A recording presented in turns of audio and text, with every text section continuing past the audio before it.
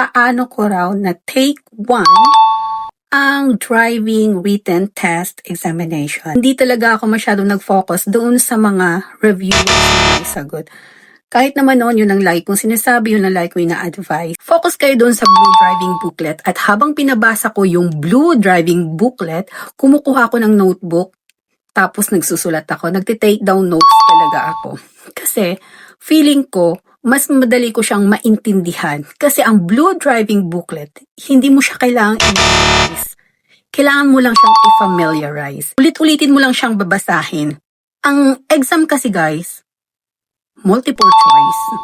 And then may logic, may situational questions, may mga road signs.